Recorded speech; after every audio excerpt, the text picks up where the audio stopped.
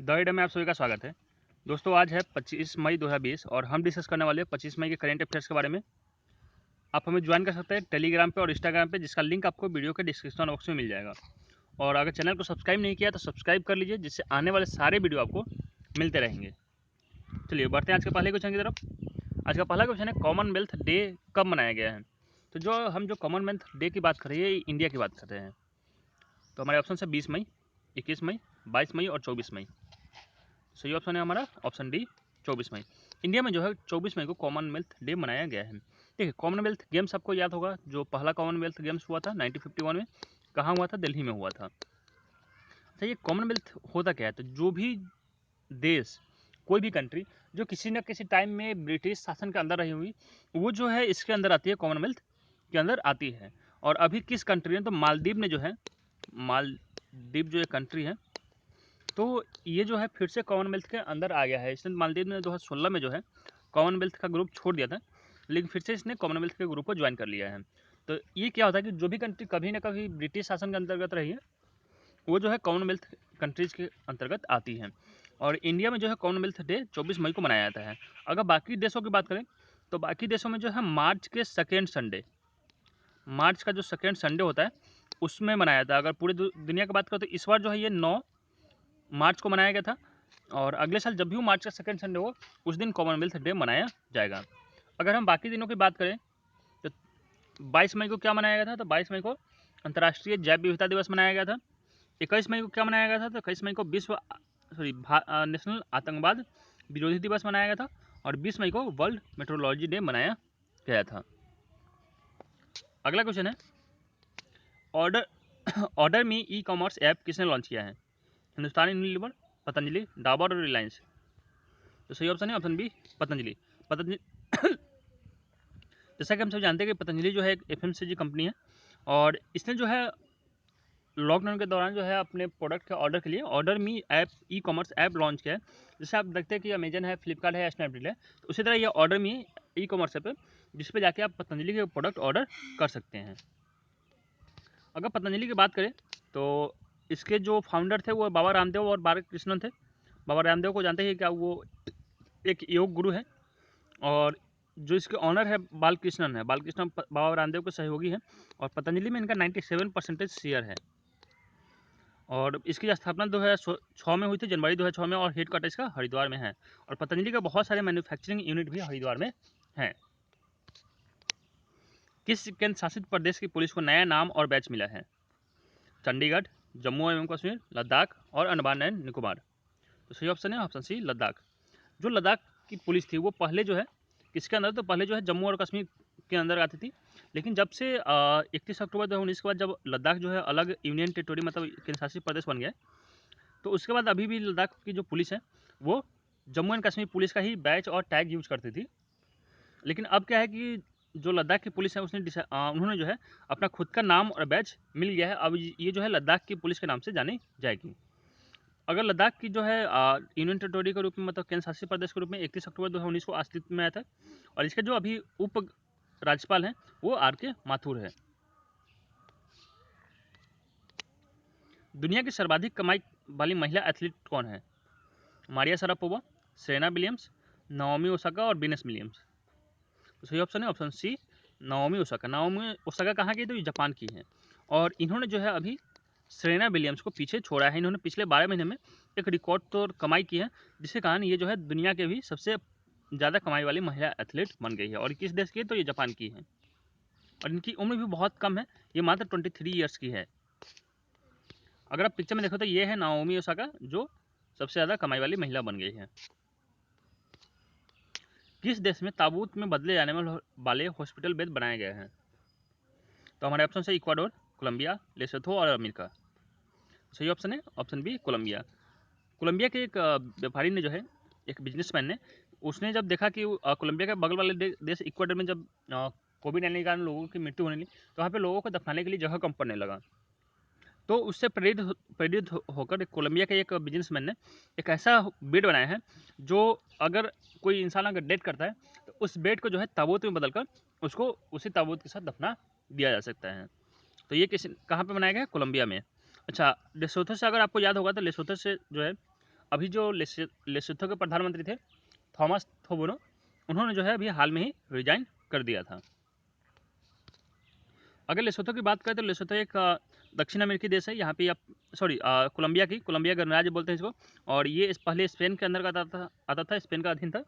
और ये दक्षिण अमेरिका में आप वर्ल्ड मैप में आप देख सकते हैं कि यहाँ पे ये है।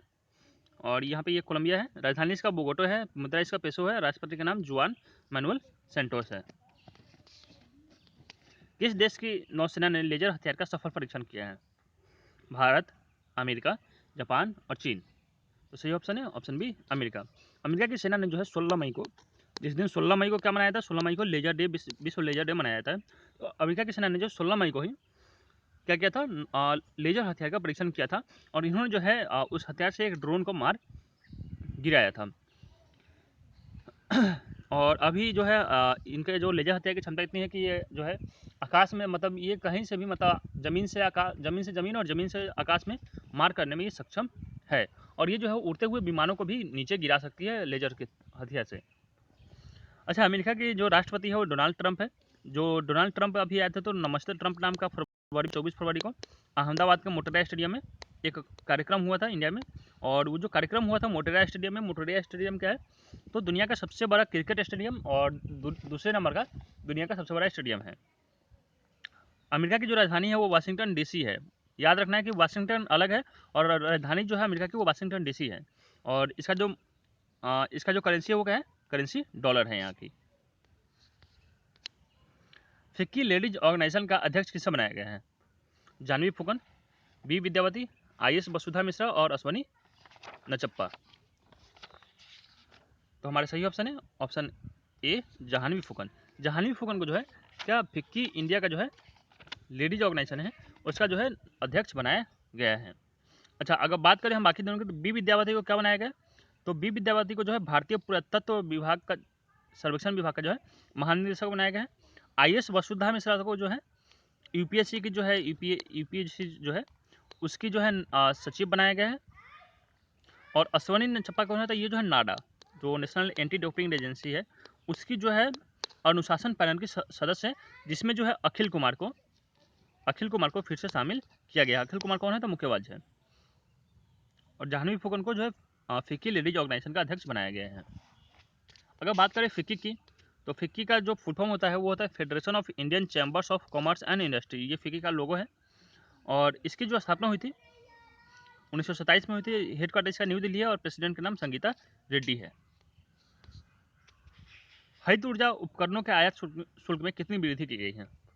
20%, 30%, 50% और 70%। सही ऑप्शन है ऑप्शन ए 20%। जो हरित ऊर्जा उपकरण है उनके आयात शुल्क में जो है 20% की वृद्धि की गई है। जिससे क्या होगा कि हमारे आयात शुल्क में वृद्धि करने से क्या होगा कि हमारे देश में बनने वाले जो भी हरित उपकरण बन रहे हैं उनको जो है बिक्री का बढ़ावा मिलेगा। क्योंकि जो बाहर से आने वाले सामान है उनको 20% टैक्स लगाने के बाद क्या होगा, वो महंगा हो जाएंगे और हमारे देश के उपकरण सस्ते हो जाएंगे। तो उससे स्वदेशी जो है उपकरणों को लोग ज़्यादा खरीदेंगे और स्वदेशी चीज़ों को बढ़ावा मिलेगा। किस राज्य ने बुखार क्लिनिक की शुरुआत की है? महाराष्ट्र, केरल, मध्य प्रदेश और झारखंड। तो सही ऑप्शन है ऑप्शन सी मध्य प्रदेश।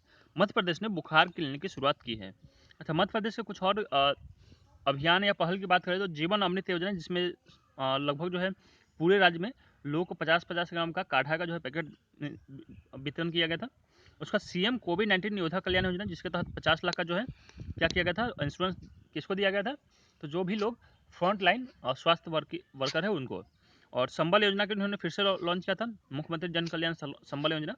और FIR आपके द्वार नाम का भी जो है द्वार यहाँ पे छूट गया। FIR आपके द्वार नाम का जो एक योजना थी उसे भी मध्य प्रदेश ने लॉन्च किया है। और दीदी वाहन सेवा नाम का जो योजना है वो भी मध्य प्रदेश में लॉन्च किया गया है। अगर बात करें मध्य प्रदेश का, तो आप मैप में ये देख सकते हैं मध्य प्रदेश है। गठन इसका 1 नवंबर 1956 को हुआ था। राजधानी इसकी भोपाल है। CM का नाम शिवराज सिंह चौहान है और राज्यपाल का नाम लालजी टंडन है। अच्छा, मध्य प्रदेश में जो लोकसभा की जो सीट है वो 29 है और राज्यसभा की सीट कितनी है? तो वो 11 है। आत्मनिर्भर भारत अभियान के तहत सरकार ने मधुमक्खी पालन के लिए, यहाँ मधुमक्खियों का पालन के लिए कितनी राशि देने की घोषणा की है? 400 करोड़, 500 करोड़, 1000 करोड़ और 1500 करोड़। तो सही ऑप्शन है ऑप्शन बी 500 करोड़ सरकार ने जो है 500 करोड़ रुपये जो है मधुमक्खी पालन के दिए, ताकि जो है जो किसान है वो खेती करते हुए मधुमक्खी का भी पालन कर सके। और जो लक्ष्य रखा गया है कि 2024 तक जो है किसानों के आय को दोगुना कर देना है, तो 2022 तक, तो उसके लिए जो है ये 500 करोड़ दिए गए हैं। अच्छा, अभी जो है नाबार्ड ने जो है क्या किया है, जो नाबार्ड है इसने जो है जो 1500 करोड़ है वो किसके लिए, तो वो पंजाब के किसानों को उन्होंने 1500 करोड़ रुपये दिए हैं। और जो हमारे डिफेंस मिनिस्टर है, मतलब रक्षा मंत्री जो है राजनाथ सिंह, तो उन्होंने जो रक्षा अनुसंधान के लिए उस पर मैन्युफैक्चरिंग के लिए और अनुसंधान के लिए 400 करोड़ रुपये की राशि मंजूर की है। किस देश के शोधकर्ताओं ने 44.2 टेराबाइट प्रति सेकंड इंटरनेट की स्पीड रिकॉर्ड की है? भारत, ऑस्ट्रेलिया, अमेरिका और जापान। तो सही ऑप्शन है ऑप्शन बी ऑस्ट्रेलिया।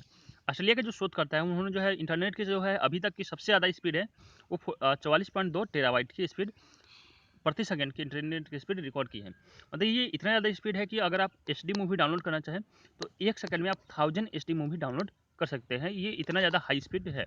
और इससे ये माना जा रहा है कि जो मोबाइल इंटरनेट के मतलब जो है युग में ये बहुत ही बड़ा रिवॉल्यूशन लेके आएगा, अगर ये सक्सेसफुल हो गया, मार्केट में लॉन्च हो गया तो। अगर बात करें ऑस्ट्रेलिया की, तो ऑस्ट्रेलिया की कैपिटल कैनबरा है, करेंसी इसका ऑस्ट्रेलियन डॉलर है और PM का नाम स्कॉट मॉरिसन है। अच्छा, आपको अभी याद होगा कि ऑस्ट्रेलिया के ऊपर जो चीन है, जो चाइना है, चाइना ने क्या किया था कि ऑस्ट्रेलिया के ऊपर जो है ऑस्ट्रेलिया से जो भी चाइना जो भी प्रोडक्ट ऑस्ट्रेलिया से इंपोर्ट कर रहा था उसके ऊपर 80% का टैक्स लगा दिया है।